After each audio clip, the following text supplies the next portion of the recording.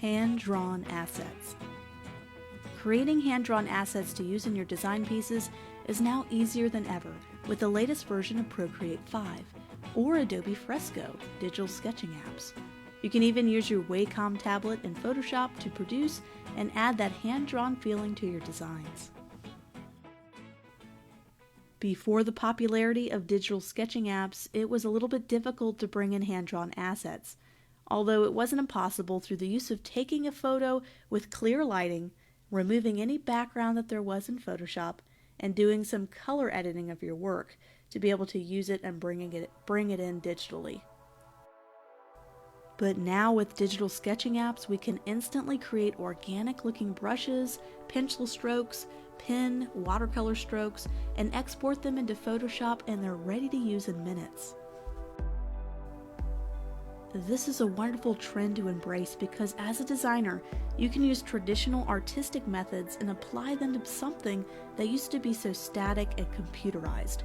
We are no longer stuck with this clean, simple shapes, but now we can add shapes with a natural, real human touch.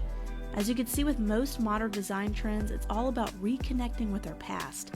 Stuck on our phones all day with colored, uninspired shapes and boxes, we crave something more normal and more natural. You can even incorporate hand-drawn assets in social media campaigns, like I did in my latest digital design masterclass, where we create several hand-drawn assets and use them instead of our default fonts and computer-drawn arrows. I'm going to show you how easy it is to bring in a few hand-drawn assets that I created in Procreate and bring them into InDesign to create a magazine spread with a natural handwritten headline. So I'm going to demonstrate how to do some hand-drawn assets in Procreate 5, and we're going to bring that into Photoshop and fine-tune those a little bit, and then finally we're going to pop it into an editorial spread, a magazine spread, so we can kind of show off more of our authentic hand-drawn style. So I'm going to go into Procreate right now and create a new document. To New Document. And we want to create one that's as large as possible because when we're doing this hand-drawn assets, we bring them into Photoshop, they're going to be raster. So we're just going to do a 4,000 by 4,000 canvas. And so for our editorial spread, sometimes it's nice to go ahead and get a plan of what kind of hand-drawn assets we want to include in our document. And so sometimes I will source the photo first for the editorial spread. So in this case, I'm going to go ahead and load one in. It's going to go to Settings, Add. I'm going to insert a photo that I found on Pexels.com, which you can find a lot of free, great photography. I'm going to add in this wedding photo. And I'm going to go up to my layers. I'm just adding a new layer. So this works a lot like Photoshop. I'm going to click over here on the addition sign, add a new layer. What's great about this is when we export this as a Photoshop file, it'll all be in different layers. So we don't have to separate any elements. They'll all be on their own little layers.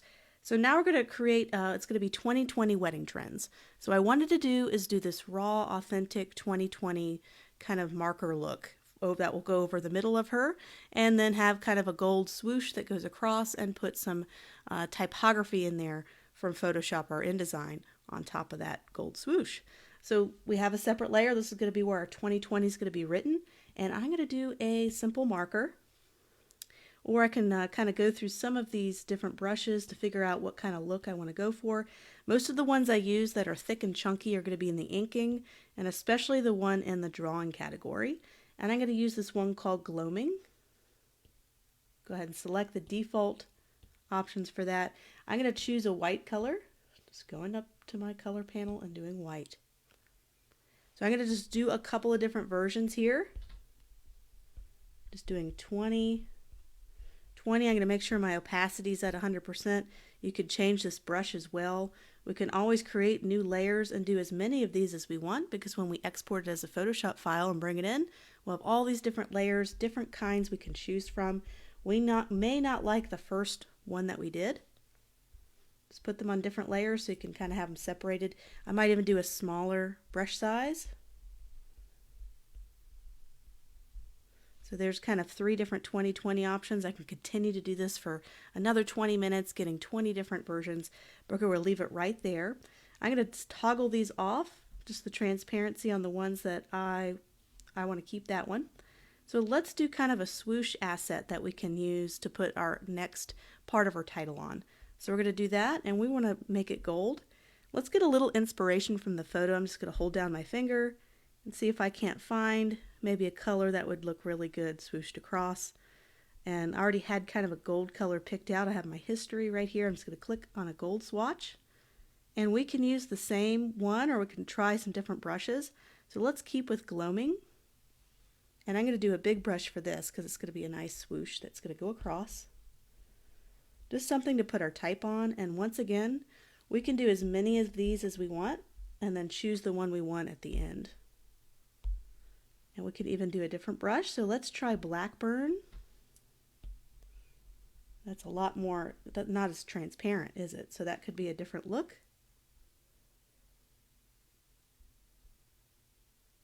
Let's do Eaglehawk.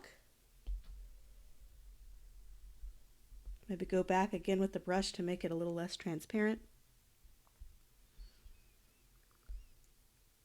I'm going to try this brush next. And you could brush it anywhere because these are all layers. So it doesn't really matter, is when we export it in Photoshop. We'll have total control over it.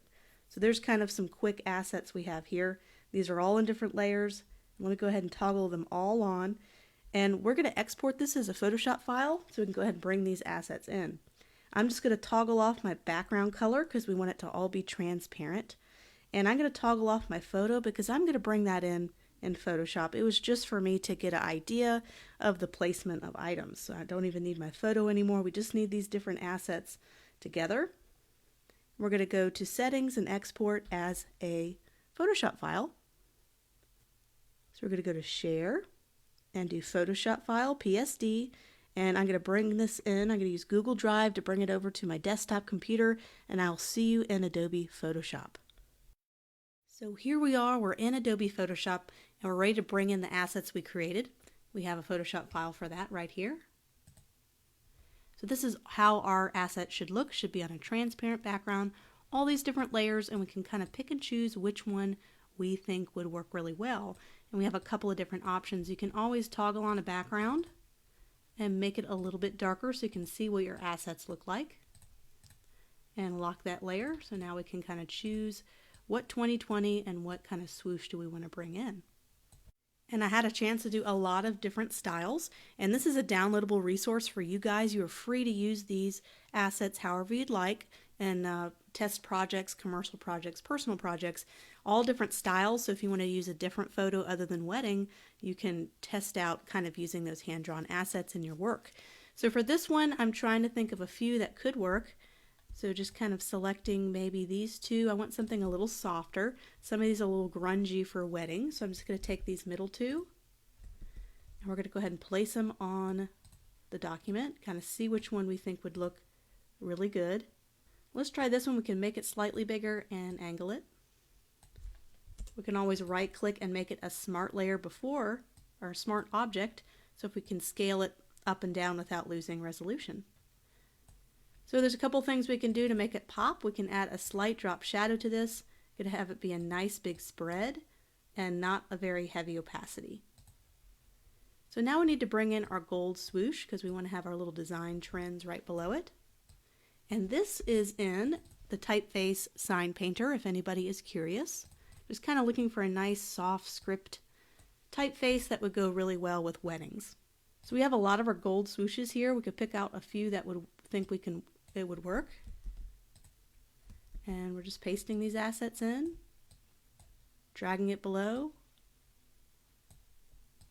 And just like that, we have a nice background paint swatch.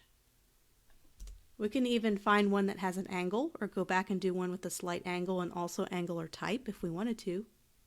I have another little downloadable resource that has a series of numbers and also the swoosh we ended up using for the project.